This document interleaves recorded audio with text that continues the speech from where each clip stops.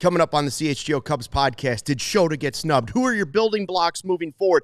And a stunning prediction by a national writer that involves the Cubs in free agency. Plus, one of us just took heavy pain meds. It's the Cubs podcast coming up next.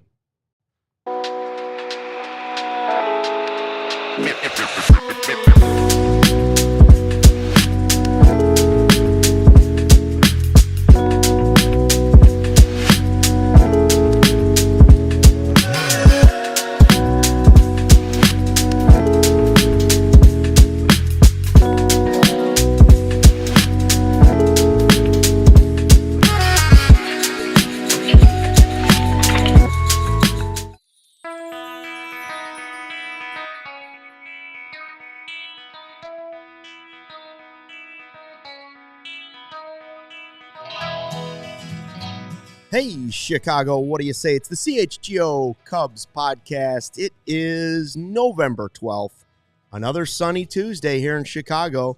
Shane Waldron, Bears offensive coordinator, he gone, fired by the Bears this morning. We'll weave that into our Cubs conversation because that's what we do. We'll be talking about the Rookie of the Year race. We'll be talking about building blocks for the Cubs. We'll be talking about which one of us took heavy medication before the show. See if you can guess by the end of the show. Luke See Stuckmeyer, if it reveals itself. Luke Stuckmeyer, option number 1, Luke Stuckmeyer. Option number 2, Ryan Herrera. Option number 3, Patrick Norton. Option number 4, the law on the draw. I think it's a good chance it's me. It would be all I'm going to say amazing. is if I'm a little loopy on the show, it's not because of the tea, because Starbucks, not a sponsor yet, sold me a $6 basically water. Oh, no. Thin water.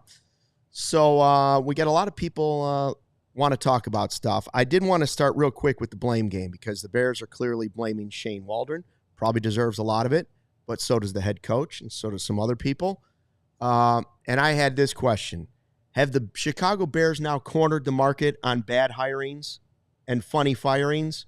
Or are the Cubs still in the mix for this? Because the Cubs have had a pretty good list, and you could even go back to the Bulls firing Scott Skiles on Christmas Eve, which was also this city has a pretty good list. They fired 2 head coaches, I believe, the Bulls on Christmas Eve. Vinny Del Negro, I believe, was the other. Yeah. I mean, the Cubs went through like a dozen hitting coaches and assistant hitting coaches within like a pretty good list. 10-year period. You want to run down some of those names? Please. Okay. Chili Davis.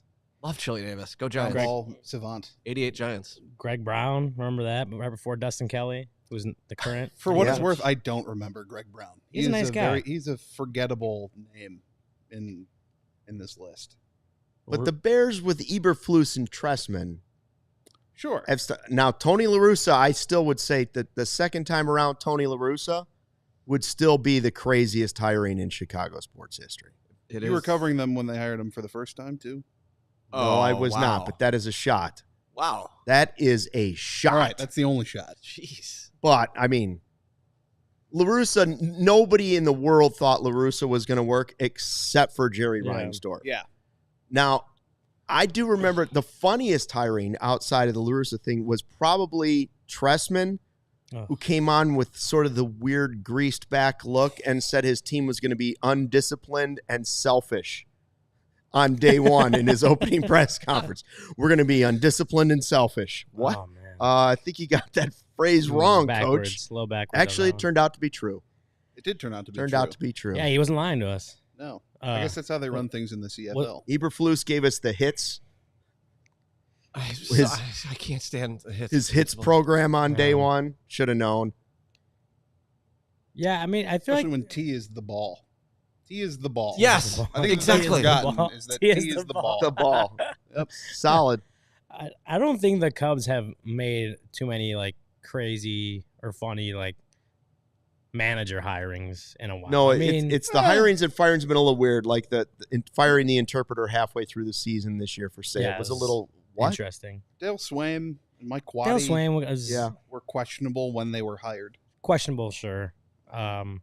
Rick Renteria turned out to be a nice hire, even though people were pretty unfamiliar with him. And he was there. Was he with the I'd Cubs for suggest 1 that year? those teams all knew they were losing and rebuilding. Sure. The Bears seem to do it when they think they're able to win. It's true. So that's why I would say A little different. a little different. Vinny Del Negro thought it was Kurt Heinrich for the entire time that he was the head coach. Sure. Okay. The Bulls have I mean, hired. I get that screwed up a He lot. spent an entire time as head coach calling his captain Kurt Heinrich. I don't even remember the that. Bulls have had 2 Jim Boylans. Yeah, as yeah. head coach in the last Jim 2 Boylan. decades. They hired Jim Boylan, and then they also gave him an extension, and that was I mean, how could you not? He's an assistant on Team USA. Great coach, Jim Boylan. With the Which one? That's a great point, Law. But with the punch in and punch out clock. Yeah, I bet NBA players making millions of dollars loved to have to punch into work every day. Barb says, don't forget Jim Essien. I forgot. I wasn't covering the team, but I remember Jim Essien. I feel like the Bears are usually the ones that like make the hire when everyone feels like there's another hire they should have made, and then Right. it turned out to be because wasn't it Bruce Arians that was almost the Bears coach when they Arians hired wanted to be Trestman? the coach, That was the Yeah, it was the Trestman. Yeah, And then the guy from the Falcons, who am I thinking of? That was he wanted the Bears job. His agent, Dan Quinn, wanted the Bears job, and they let him go. And he said if he gets on the airplane, if he gets to O'Hare, we know they're not really interested. And he got to O'Hare. so Well, that's who they should have hired instead of Eberflus, correct? Yeah. It might have been an Onion thing that I read a long time ago, but I kind of remember Todd Bowles being Todd Bowles being forgotten about. Like they left him waiting for his interview for several hours. Really? possibly. Oh, nice. That could have been. it could have been a 9-year thing. Ryan's right though. The Babylon Cubs, B. the Cubs in their failed hirings, right, and then eventual firings or departures. The Cubs have aimed big sometimes. Yeah, they haven't been. That's something the Bears have never done with a head I mean, coach. this Ever. It's and always won't do. the next. They think they're finding the next big, cheap hire. Yeah. That's what Yeah. they always think they're doing. They never. Everybody was like, go get after like Cowher was done. Everyone's like, get Cowher out of broadcast. Get so and so. They never go for it. They My never dad go still- for it. It's always an assistant or some guy from the CFL. My dad still wants Bill Cowher. Eberflus was going to be fired as defensive coordinator of the Colts. Yeah. We made him our head coach. Well, But the sometimes- Cubs have gone when Dusty Baker was hired. right off a That World was Series about as appearance, big as right? it could get, right? Right off a World Series appearance. Yeah. Giants, right? Yeah, it was like that was aiming about as high as you can get. Then they went out and I remember when they hired Lou Piniella, and it was Yeah. like, wow, they just got Lou Piniella. They are serious. Yeah. Lou Piniella might be the guy. Then he didn't breathe fire like a dragon like he used to, and he Yeah. said, and then Madden. Yeah. When they hired Yeah. Madden, everybody's like, Theo, he can't be wrong. Madden's the guy. And it was he also did- and like, it turned out to work. Yeah. It was also, I mean, it ended up being similar to the Ross Council situation. Like, didn't they give Rick Renteria like a vote of confidence, right? Yes. They said he's going to be Yeah. back as manager, and all of a sudden Joe Madden becomes available, and they go on and get In him. Well, no, fairness- Quaddy was the guy, and Oh. Quaddy was the guy. No, Quaddy was right after Lou, wasn't he? Quaddy was before Renteria. Yeah, Right, Renteria. right. What Yeah. I'm saying, Quaddy Yes, was the yes. guy when they got here, and Yeah. then they didn't really interview him at all. No. They wanted their guy. And with Swaim, We'd seen it. Dale Swaim, right? Yeah, Dale Swaim, Sure. and then he was the manager of the 100 loss team. Correct? Yeah, that Yes. those like early yeah. early Yeah. 2010s teams get kind of mixed up in my head, but I'm pretty sure Renteria was the one right before Joe Madden. Yeah, right? yeah. Okay. Yes. I'm right on that. Right. Yeah. No, I wasn't. I didn't mean that. I meant when they got Oh, here. okay. When they got here, Mike Quaddy was under contract Yep. as manager of the Cubs. Yeah. Yeah, it's that's just kind of the way it goes. In fairness, David Ross wasn't exactly like a small hiring either. I mean, he was fresh. It was his first managerial gig, sure, but it was also a decently big name at the time, especially in Chicago. Who did it come down between? It was him and Joe Espada. I couldn't even tell you Theoretically. who was in that list. I mean, I guess LaRussa was a big hire for the White Ugh. Sox. Was a big name. Just Got wasn't him to the the playoffs. name they should have hired, It was not. and everyone knew it at the A time. bit of a snoozer in the end. Bottom line is, we have a Like pretty literally good in the history dugout, of. snoozing. Not only do we have, I was thinking about it on the way here. Not only as the talk radio was all Waldron. I was thinking to myself, we've sunk so low as a fan base in Chicago that we now would trade places with Detroit.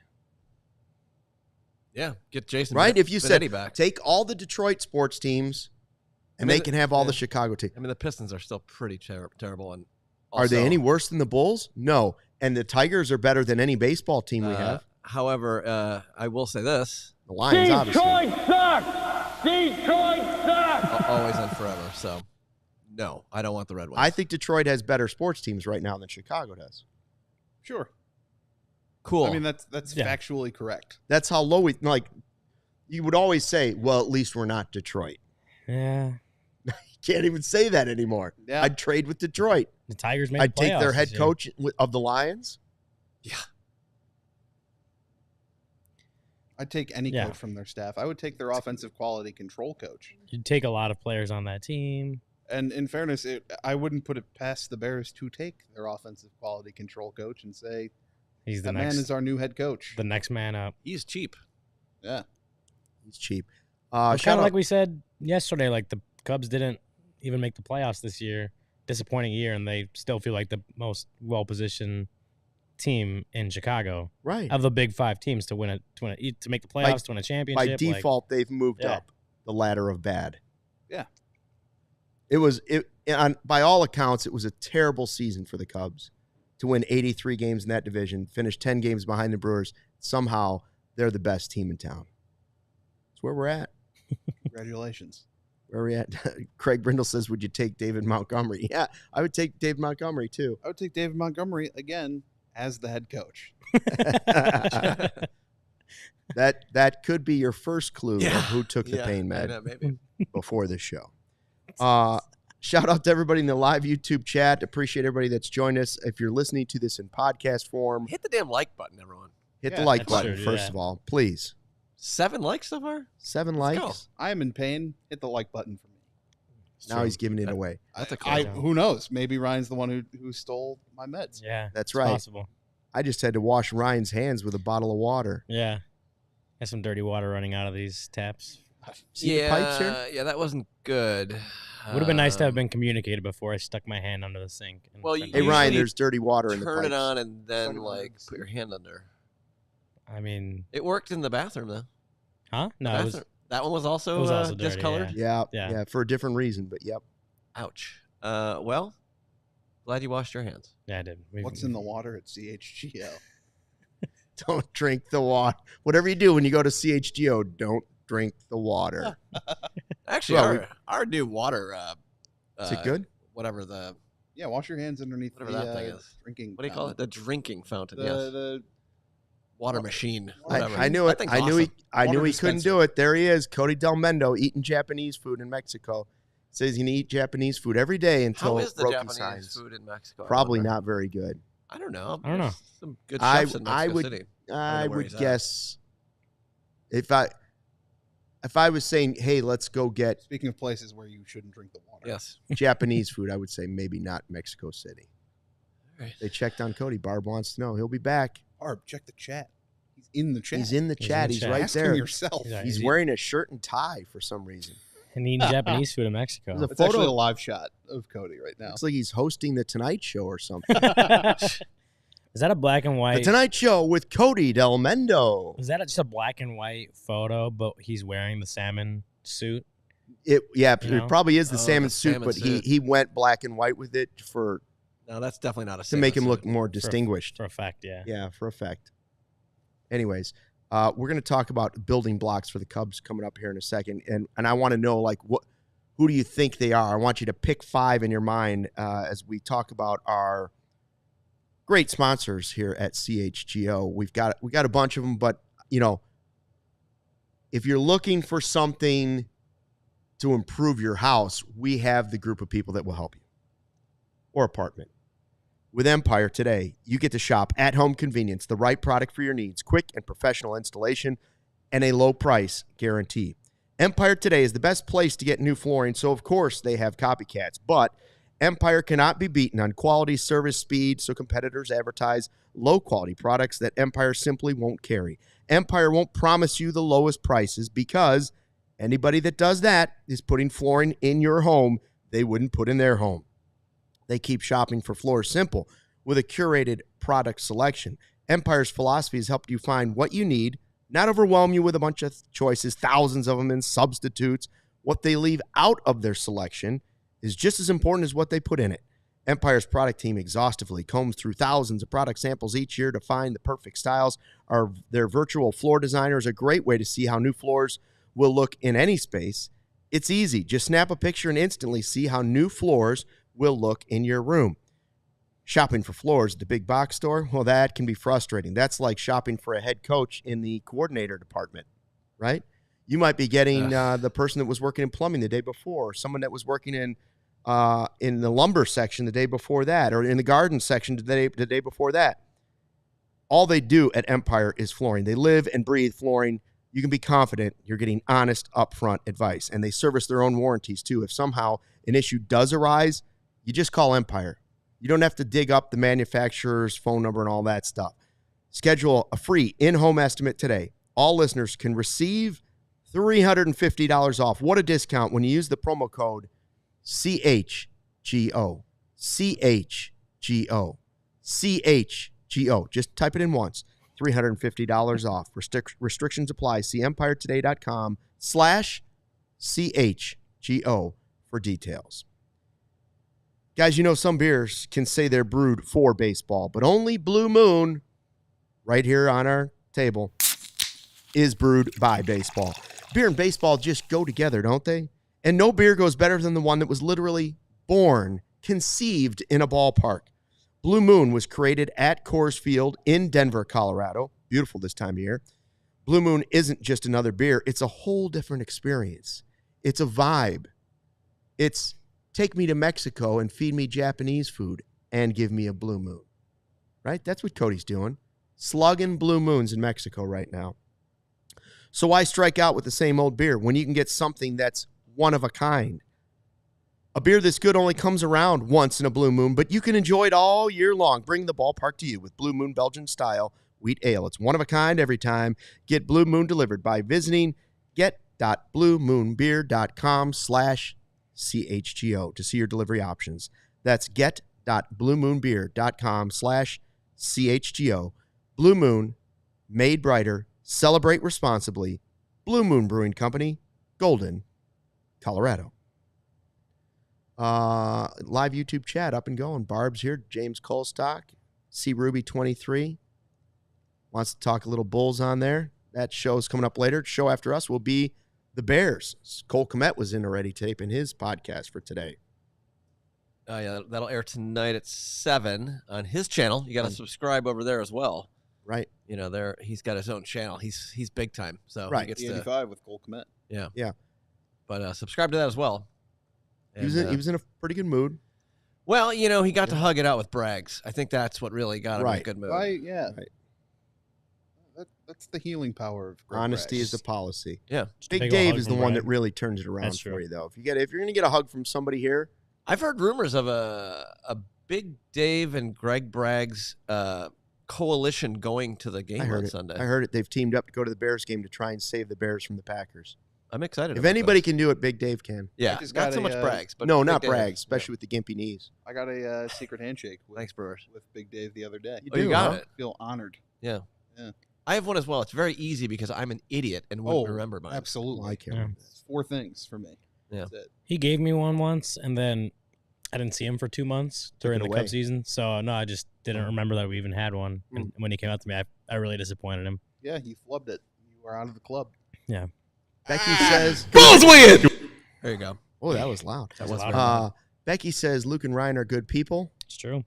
Sorry to the rest of you. Yeah.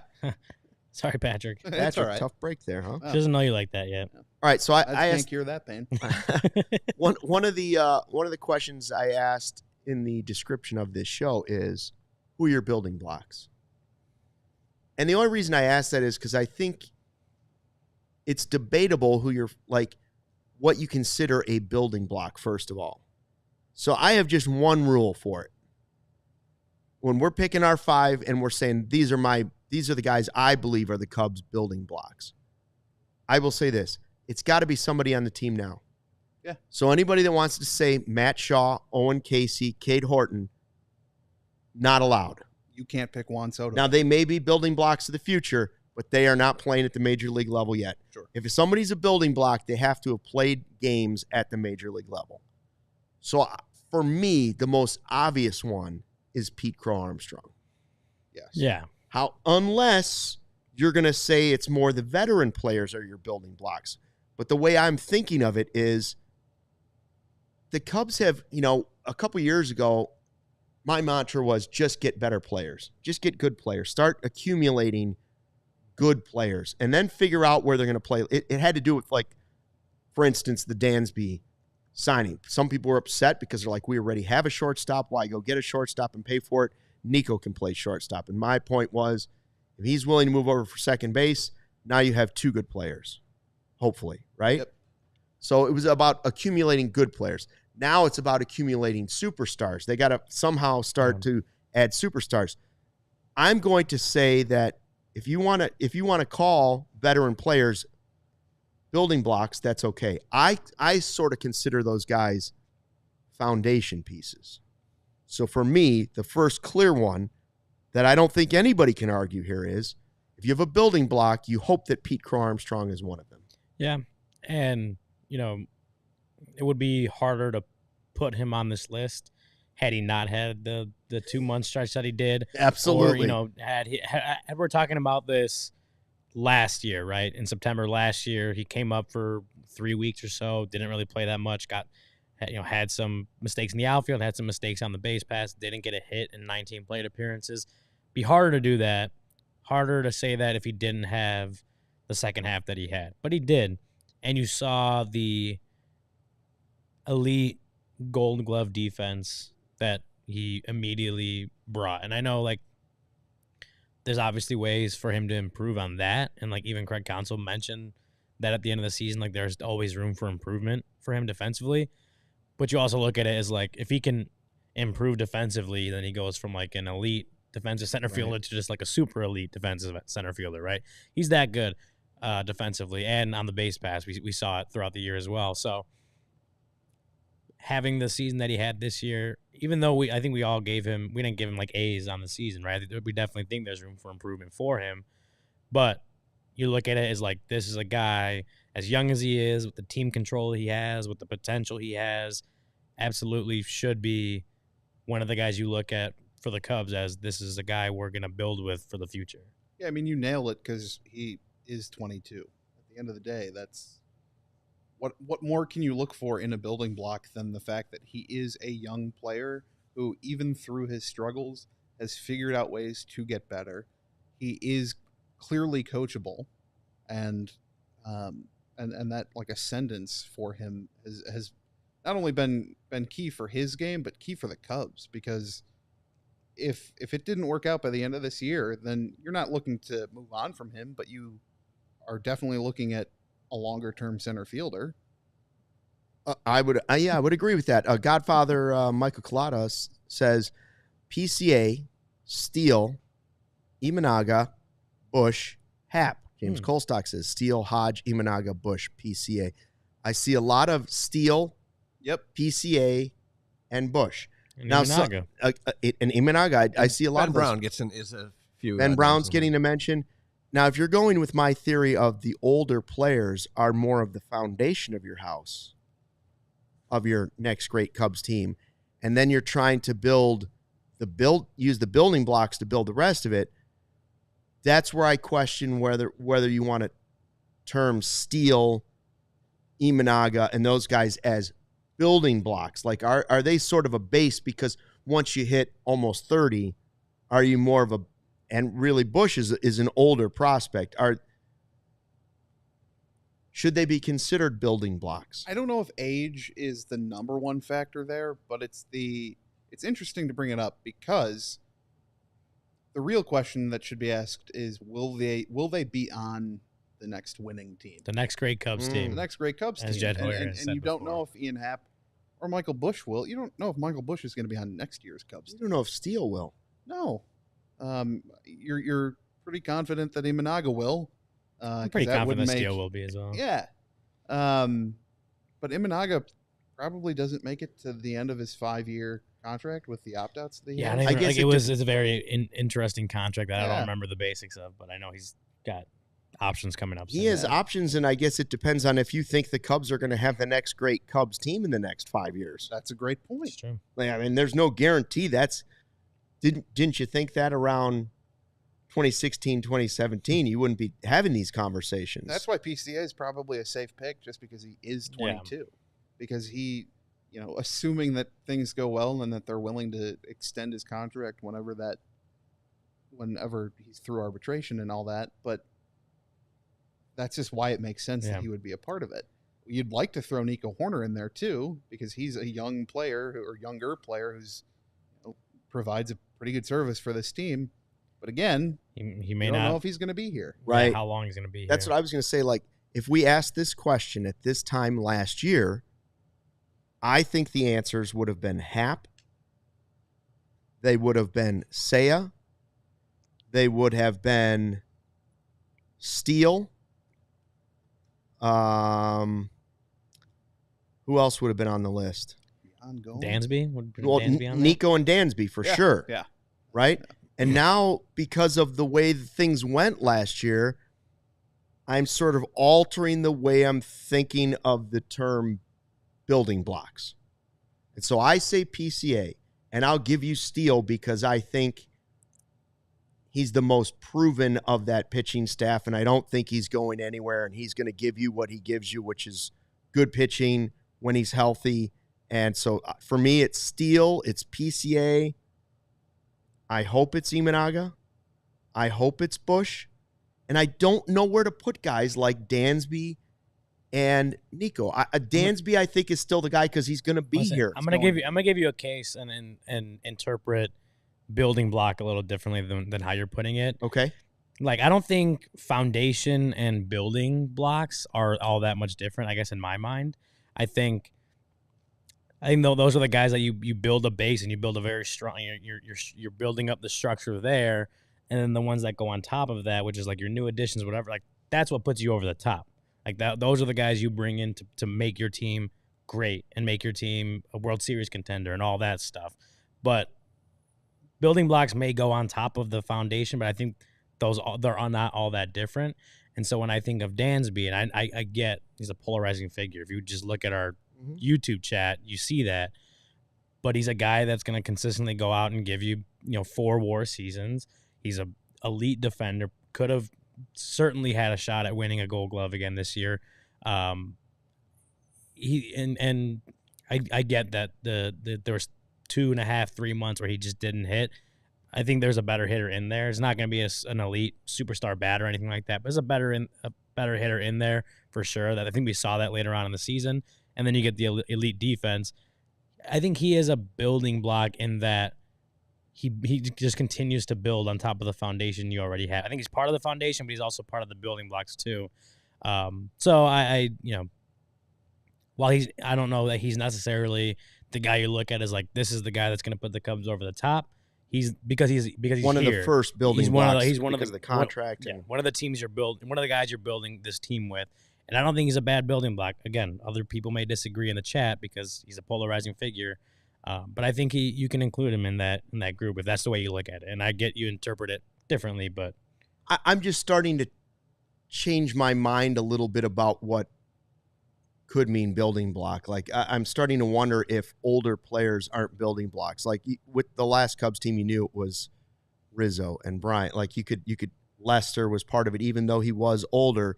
He was signed to be a building block. That's right. A key.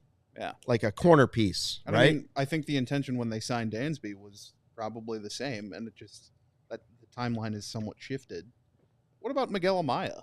I mean, could be. I don't think that he's there yet. He's certainly not a top 5 building block right now, but on a lot of these teams that you see doing well, a catcher is a pretty important piece of them. It's huge. And I think the second half that he had, as far as offensively, he did a little bit better throwing out base runners, controlling the run game, and obviously he gets rave reviews for his game calling and stuff like that behind the plate.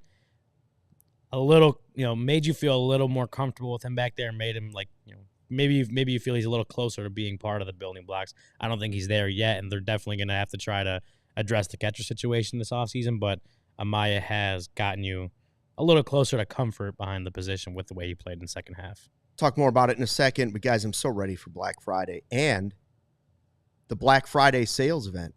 The Black Friday sales event is going on all month long at Ray Chevrolet. You can score doorbuster deals on your next vehicle without the door-busting stress. Head in today to shop their huge selection of new Chevy models with the special Black Friday prices. Right now, take $3,250 up to $13,000 off the MSRP on most new Chevy models, or shop over 125 vehicles priced under $20,000. You heard me right. Over 125 vehicles priced under $20,000. As one of the top-selling Chevy dealers in the Midwest, you're always able to shop one of the Chicago area's largest Chevy inventories. Visit our partner this November at their location on Route 12, also known as Rand Road, in Fox Lake, or RayChevrolet.com. And if you've heard of Ray Chevrolet, then you've definitely heard of the Ray Price Promise. Their guarantee to make your next vehicle more affordable than ever with no price changing, no add-ons, and no hidden fees ever.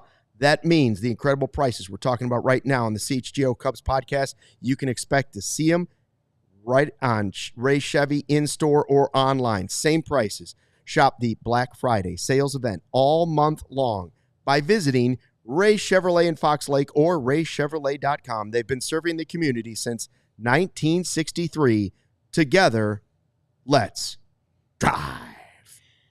And after you go ahead and shop at Ray Chevrolet, you should also open up your Prize Picks app. Prize Picks is the best place to get real money sports action with over 10 million members and billions of dollars in awarded winnings. Prize Picks has made daily fantasy sports accessible to all. You just pick more or less on at least 2 players for a shot to win up to 100 times your cash. Run your game all season long on Prize Picks. Prize Picks is the best way to get action on sports in over 30 states, including California, Florida, Georgia, and Texas. And Prize Picks is the only real money daily fantasy platform with an injury insurance policy, so your lineups stay in play even if one of your players gets injured. If your player leaves in the first half and doesn't return, Prize Picks keeps your lineup live. Sign up today and get $50 instantly when you play $5. You don't even need to win to receive the $50 bonus. It's guaranteed. Prize Picks also offers weekly promotions that can lead to big payouts like Taco Tuesday. Hey, yo. Each Tuesday, Prize Picks discounts select player projections up to 25% to provide even more value for your lineup. Think Steph Curry's going to get more than 4 3-pointers next week? Think Anthony Edwards will score more than 27 points? You think Jason Tatum will score more than 28.5 points tonight against the Hawks? Bradley Beal will hit more than 2.5 3-pointers tonight versus Utah? You can put all those in your entry at Prize Picks. So download the app today and use code CHGO to get $50 instantly after you play your first $5 lineup. That's code CHGO to get $50 instantly after you play your first $5 lineup. Prize Picks, run your game. I think Anthony Davis was made for the Prize Picks injury, whatever that deal is. Yeah, he is injury someone insurance. he's someone that definitely leaves games early. Yeah. Craig Brindle in our live YouTube chat, the guy that said I'm right 99.9% of the time. That's not 100. Says building blocks are nice, but the Cubs need a cornerstone, and he's right. Absolutely. Yep. Actually, they need more than one cornerstone. So is there somebody out of the list that we've been talking about as building blocks that actually fits cornerstone? Well, that's where I say you could put steel, cornerstone. Yep. That's where I hope someday you can put PCA. I don't know if that cornerstone is Dansby. I don't. I hope it is. I hope you can consider him like steady. You know what you're going to get. And again, we've said many times on this podcast, for all the people that don't like Dansby Swanson and are angry about him because of the contract, keep in mind, it's not his fault that the Cubs are asking him, with the way the team is built, to be the first or second best player on the team or second best hitter on the team. If you look at him as a great defender and say this guy's a great defender and that's the value of what a shortstop gets and he might hit 20, 25 home runs, well, then he's doing basically what you expected. And it was a little rocky road, but he's not going to hit 45 home runs. So you can't expect a Cadillac, or you can't expect a Yugo. Do you guys know what a Yugo is? No, they don't have any idea what a Yugo is. Does anybody? I do. Tony, do you know what a Yugo is? Yugo? You go, we go. No, there was a Yes. car. There was Yes, a car. the Dexter Fowler of cars. There was a car back in the day called a Yugo, and it was like the cheapest car ever built. Okay. Was it made out of clay? No, that's the Adobe from SNL. No, that's the Great Adobe. car. That's think of an SNL skit. Anyways, there was a super crazy cheap car that was called a Yugo, and it's like expecting a Yugo to be a Cadillac. Don't. Or He's better than a Or- Yugo. a Chevy Trax from our friends. Chevy Trax. at That's Ray right. Chevy. That's I right. totally rock this car. Barb, by the way, said she hopes that I will be taking everybody to Chili's Yeah, I for a Black Friday have seen deal. that car. I mean, before. I would hope you could afford at least TGI Fridays on Black Friday. Stop. but- I'm going to tell you right now, before we get into this great conversation, that last weekend I actually went to Saturday night. I pulled up and got carryout for the fam at Chili's. Did Wow. the fajitas.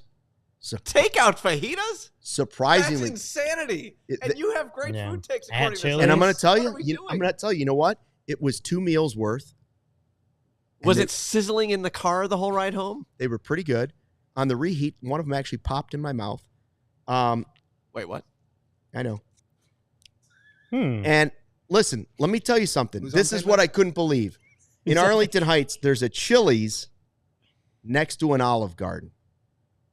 I have never seen more cars in my life, and this when I thought to myself, I'm living in the burbs again. That's the I no suburbs longer live in version the of city. Epcot right there. It was people were waiting for spots, honking at each other, driving Yeah. around. Oh, I yeah. walked into the Chili's to pick up these fajitas, and it was like the They want their greatest baby. event was ever. It was wall to wall people standing in line out the door waiting to get into Chili's. You know why? By the way, on Rand Road, also known as Route 12, where you can On find the way Ray to Ray. Chevrolet. Do you know why? Why? They want their baby back, baby. Oh, baby, baby. See, that's Chili's. old. That's old too. Baby back. Come on, you're not going to Barbecue Chili's for sauce. ribs. No. But now I'm you going might to go for fajitas now that Chili's- you know they I'm pop going in to your Chili's mouth. for margaritas. Oh, No, Barb, he did not bring me any, and I am hungry. So I'm mad at Stucky for the rest of the day. See, Cody goes, no one craves 1,000 fried mozzarella sticks like I crave 1,000 fried mozzarella sticks. every warning track. Cody, I you're bought- on vacation. Turn the show off. Wait, Hit the but beach. as Hit Barb the like asked, button though before you do. Did they put Stucky's yeah. picture on the wall? No, that is Carson's ribs. I feel like I've seen you in a Maggiano's Deerfield, before. I'm on a. Somebody just sent me the picture of me in Deerfield. Who's Nice. the who's- Carson's ribs, Deerfield.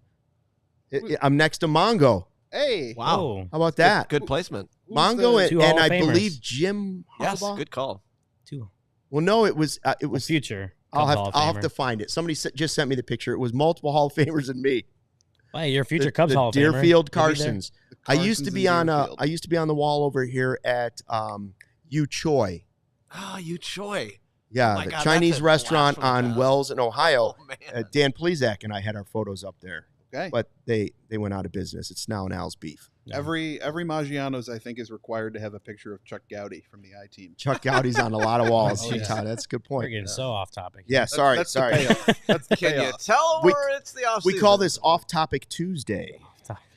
I think you guys mentioned Bush and yeah, he may not be long for the Cubs. We got that we were talking. We don't. Yeah, we don't really know that for sure because of the way the position player group is kind of stuck.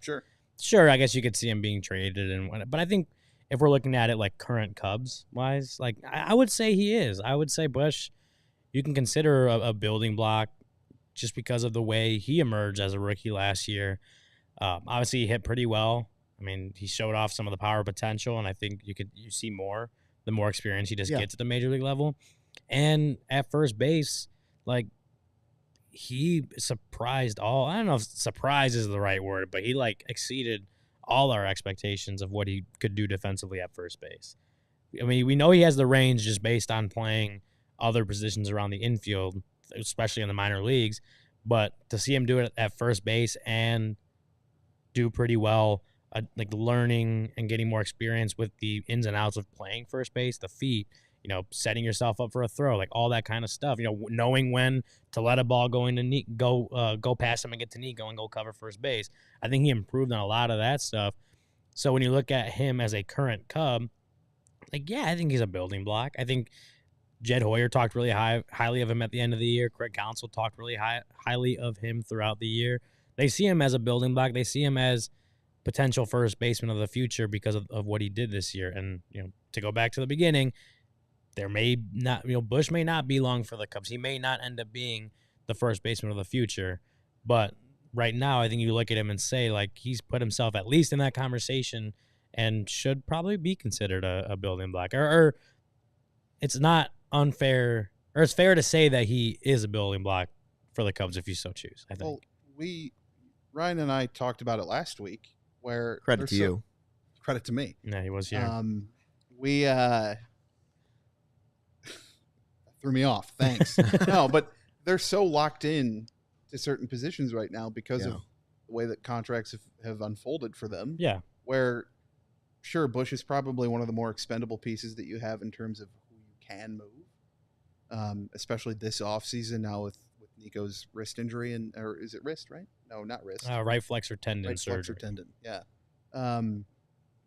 Where you've kind of backed yourself into saying that Michael Bush is a trade chip. Yeah. But is he? Should he be? I don't think that he should be. I would rather have Cody Bellinger be a trade chip. Sure. Making a lot Not more that money. Cody Bellinger might be a better player than Michael Bush in some people's eyes, but he's less a part of the future of the Cubs. Yeah. I haven't heard anybody mention Cody Bellinger yet as a cornerstone or a building block. Now, you could have hoped that a couple years ago, right? You know who else who else we haven't mentioned? Isak Paredes. Another guy. Nobody's right? mentioned Isak. No. And he's affordable, and he's going to be at third base, but like a lot of the Cubs And players. He's been here for 3 months. Yeah. Yeah. I mean, I think it's kind of what we kind of been saying even during the season. It's like they have and you look at our grades, like they have a lot of good players on this team. They don't have a ton of great players, and that's why it would be better, like, I think Cubs fans would feel more comfortable going forward if, like, you couldn't make out a clear top 5 because there's so many guys that could be considered the building blocks that are really, really good. They don't necessarily have that. You have a few, but then you also have, like, is this guy a building block? Is he, like, that's the situation the Cubs are in right now. But yeah, like, Bellinger isn't a building block because he may not be here. I mean, he's here this year, obviously. He may not be here next year, and just doesn't seem like a long-term future Cub at the moment. Whereas, especially because some of the prospects that you hope eventually come up are outfield guys. And they seem ready, close to ready, if not already ready, to go out there and play at the major league level. And so to finish up with the Bush thing, it's like you mentioned him being a trade chip. I think both things can be true. I think he can be a building block and also be a trade chip because that's the corner the Cubs have kind of been backed into. So while they might consider him a building block, they're also probably considering him, like, if someone approaches us for trade offers, including Michael Bush, we're not going to say no. And without telling you that before the show, that's how the whole idea of building blocks got started in my head. Building blocks, you can start naming guys that you think are building blocks, and you could also put them on the trade block. Yep. Two mouthfuls later, right? You can say you could say 2 more sentences, and then you'd be like, well, he could also be on the trade block. Yeah. If he doesn't have a no trade clause. Or he could be a building block. What about Shota? Here's a guy who yesterday the finalists come out for Rookie of the Year, right? I don't believe he was snubbed. I won't say that he was snubbed. I would say he was the next guy on the list. If the finalist list was 4, Shota was that guy. Michael Bush could have been 5. Sure. Yeah, I mean, Shota certainly had a case to be made to at least be a finalist. I mean, he had a great year. I wonder if the fact that he was 30 years old and coming from playing pro ball in Japan and the MPB versus being like some of these younger guys, right? I think the average age of the finalist is like 22 right now. Sure. Maybe that hurt him in some eyes. But he had a great rookie year.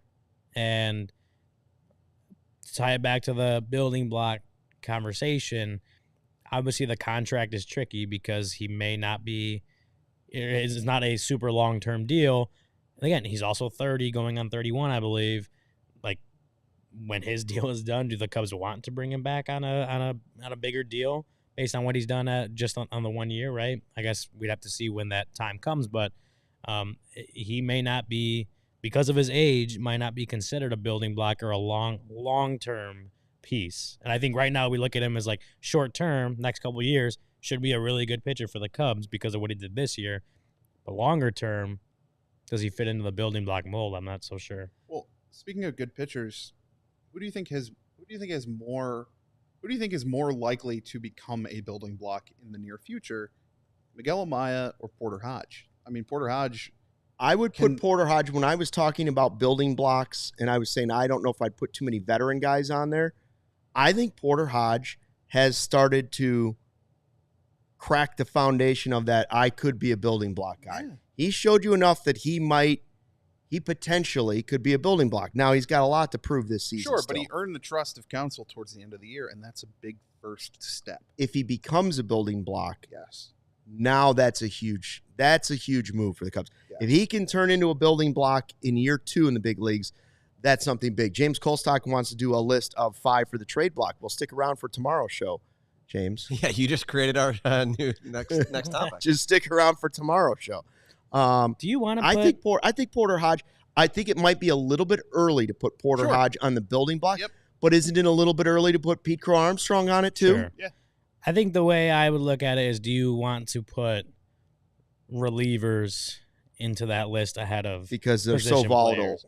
Yeah, and especially a young reliever. I would put Michael Busch on the list before I would Yes. put Porter Hodge Yes. on the list, because A, reliever, B,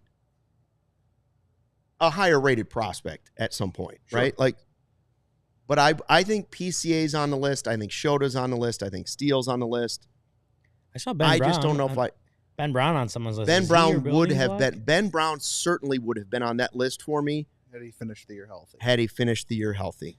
Yeah, I mean, Now you have guys who you could say if you want to put Ben Brown on there, right? Yeah. Or if somebody, maybe Cody wants to put, or you want to put a Wicks on the list going into last season. Now I have a list of guys who could be building blocks, trade blocks, and injury list, right? Like, I don't know because of the injuries. Yeah. It's like somebody mentioned Brendan Davis was looked at as a building block for this franchise 3 years ago, 2 years ago. And now you look at him and say, well, it's a miracle. It would take a miracle for him to be a building block of the franchise again. And so those injuries do have roles in what you're saying, valuing a guy and evaluating a player for whether or not they're a building block. There was hope for him as recent as this year, too. Oh, I wanted him called up when he was on that stretch Sure. before he got hurt again. I Yeah. wanted him called up. Yeah. Give me the Brennan Davis call up. That's all I wanted midseason. That, please give me the Brennan Davis call up. Then he got, You mean during those 2 months where the Cubs couldn't hit because of the weather? yeah, and he was just smoking it at AAA. And then he got hurt. They waited too long and he got hurt again. That's what he does. He's the Tevin Jenkins of the Cubs organization. All right, we teased at the beginning of the show that a national writer made a shocking and stunning prediction involving your Chicago Cubs in free agency. And it wasn't Ryan. And it wasn't not me. Ryan, and it wasn't Juan Soto. It was your friend, Bob Nightingale. Bob Nightingale, brace yourself for this, Cody, if you're still watching. 99. Bob Nightingale just did USA Today writers, and they did their predictions for where these free agents will land. Who did Bob Nightingale put in a Cubs uniform? Do you know the answer? Is it Walker Buehler? It's not. No. That'd be pretty bold. No, it's someone we've already written off. Oh, Oh, and now I Juan piqued your Soto. interest, but it's not Juan Soto. but Damn is it a pitcher? It is a pitcher. Just make a guess. Which one? Corbin Burns? Corbin Burns. Tis Corbin Oh. Burns. Bobby Nightingale. This is what Bob. What did he This say? is what Bob said. Hey, his former boss fled the Brewers for the Cubs, so why can't he join Craig Counsell and come along too and really be hated in Milwaukee? Living at home in Phoenix during spring training simply may be too good to pass up. See, he's throwing in a little. He's telling you, I got a little extra knowledge that you guys don't have. His home is right there in Arizona, so now he can just stay there the whole time. Doesn't have Doesn't have to rent a house for spring training. Of course, Bob doesn't mention there's a bunch of other teams in Arizona as well. Throwing it out there. There are other teams in Arizona. The Dodgers, for instance, would also allow him to stay right there in Arizona. Are the Orioles in Florida? Are they in the? They are in League? Florida. Okay. Yeah. But there are plenty of teams in Arizona other than the Chicago Cubs. That's the only scoop that Bob had. Niren says wants to be in Arizona. Niren says Nightingale's doing clickbait. I don't think that it's clickbait. I mean, I don't think that Bob, for all of his typos and for the times that he gets things wrong, is right a lot of the time. Yeah. About White Sox stuff almost all the time. Yeah, and I think if he's making a connection, then there's a connection to be made. I don't think that it can be written off right away. I also just don't see it happening at the end of the day. I mean, I like looking at what Bob Nightingale predicted. This is like 6 guys, the top free agents. Yeah, he had Fried to Only the Orioles, Cubs. right? He had Fried to the I think Orioles. he had Fried to the Burns. Orioles because of Burns going to the Yes. Cubs, Okay. right? Right. Maybe that changes had he predicted the Orioles to re-sign Burns, and maybe he puts Fried to the Cubs, right? You never know. He did have Juan Soto going to the Blue Jays in his prediction. Wild. Blake Snell going back to the Giants. Let's see. Burns to the Giants are Cubs. still in Arizona, I believe. Alex Bregman to the Yes. Yankees, which I don't think we've Best spring training crowd in the whole Arizona Cactus League. After Sloan Park, yeah. he had Bregman to the Yankees, which I don't think is something we've really heard connected this season, but that also may be part of like the domino effects of things changing. Pete Alonso to the Mariners, which I don't remember hearing Pete Alonso being connected to the Mariners, and the rest of the writers that gave their predictions all picked him to return to the Mets. And then, Max Fried going to the Orioles, which I would think is in connection with the Burns prediction, but he went against the grain a little bit in these predictions compared to what some of the other writers I think Juan were Soto predicting. going to the Blue Jays would be the funniest. Well, I think crazier than Burns to the Cubs might be his prediction of Soto to the Blue Jays. Yeah. I don't think he's going to the Blue Jays. I don't think he's going to the Blue Jays. But there's I going don't to be think a he's going to the Blue flight Jays. with someone from Shark Tank that everyone thinks is Juan Soto. Do you remember that? Was it? It's Morosi. But no, who was actually on the flight? It wasn't Otani. It was It was the guy from Shark Tank, not Mr. Wonderful, Yeah. but the other guy. like And not Rob, that guy. Robert Sure. Jarzik or something like Not that. Cuban. Yeah. Not It wasn't Cuban. Cuban. It was the guy all the way on the right. Yeah, the That seems other really people nice. that you don't know on Shark Tank. Seems like a really nice guy. Wasn't Yes. Lori. Was I don't not know Lori. I only know Cuban. Well, here's what Damon. Bob put in for his Juan Soto prediction.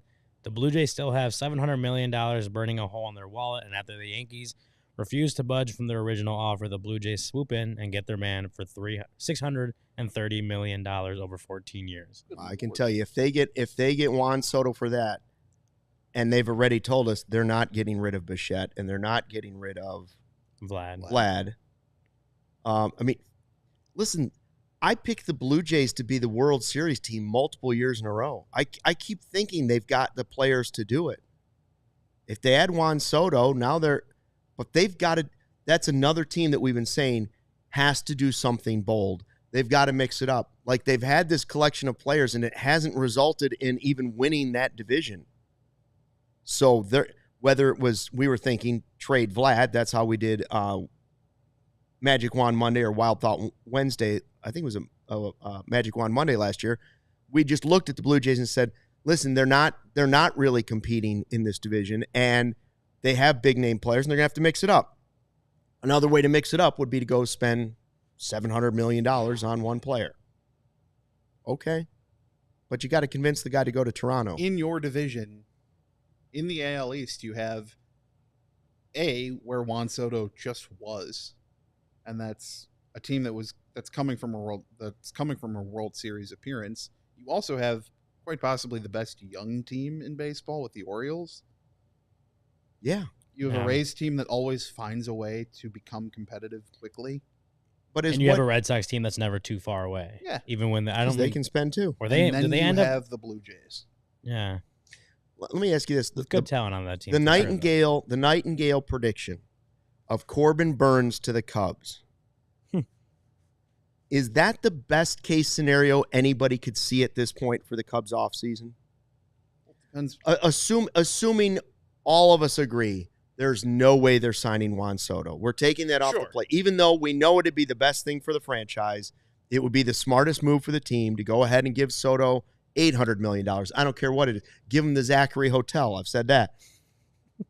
Is the next best scenario for the Cubs, if you could just say, oh, wow, that would be the perfect offseason. They don't do a lot, but they do add Corbin Burnes to the rotation. Is that best case scenario? I don't think that they're a Corbin Burnes away from where they need to be. Mm-hmm. I don't think anyone does, but so it depends on what supplements it. Like what else do they do aside from Corbin Burnes? And I fear that signing Corbin Burnes would have them feeling restricted in making other moves. Well, if you sign to Corbin Burnes, you're most likely going to then say, well, we have to count on some of these prospects to be guys. You know what I mean? If you're going to allocate that much money to Corbin Burnes, don't expect them to be like, yeah, and we're going to go trade for a high leverage reliever, because then you still have to pay that high leverage reliever or to go find that slugger. Like, would the money best be spent now, which I sort of suggest last week, is, listen, if they're not going to fix the offense, which I don't see the path to it. Like, they're going to have to get creative to do it. Yeah. If you're not willing to spend for Soto and some other guys, then I don't know how you fix the offense without trading for someone that's going to cost money, that's going to yada, yada, yada.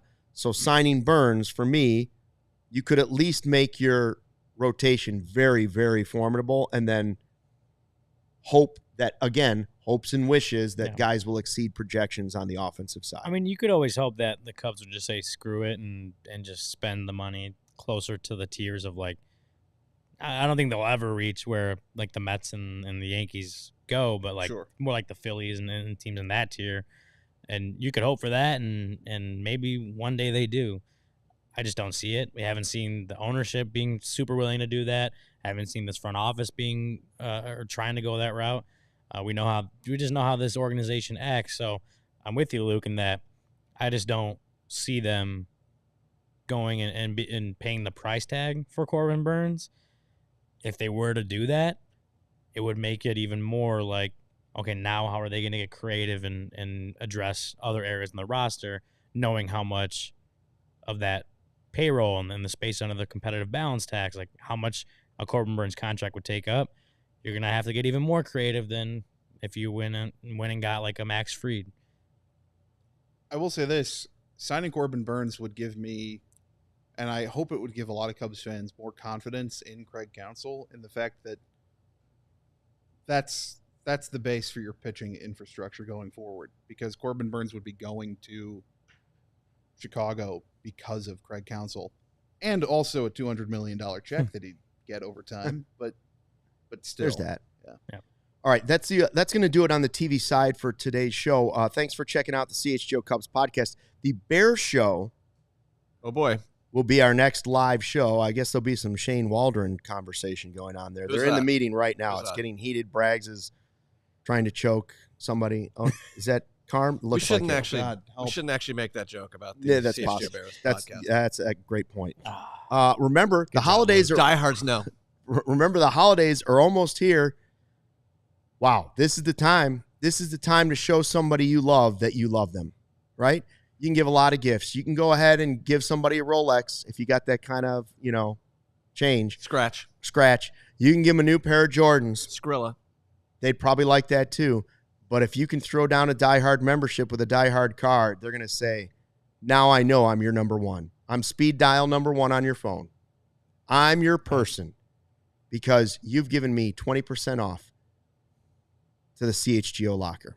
You've given me 20% off to all the great takeovers and tailgates. And, the merch alone is worth it. You give them the Die Hard membership, they get that free shirt the first time around. So you're giving them a free shirt. Basically, that's paid for the membership almost itself right there. And then there's Ryan's content, which boom has no price tag. It's so valuable. Thank you. It's the nicest thing you ever said to me. Probably is the nicest thing I've ever said to you. So make sure you get out there, get the Die Hard memberships, hit the like buttons on the way out. We appreciate it. We'll be back tomorrow. We may talk about 5 trade targets in the offseason starting tomorrow. How do you like that? We'll see you at 11:30. And until then, fly the W. We all silly like the mayor.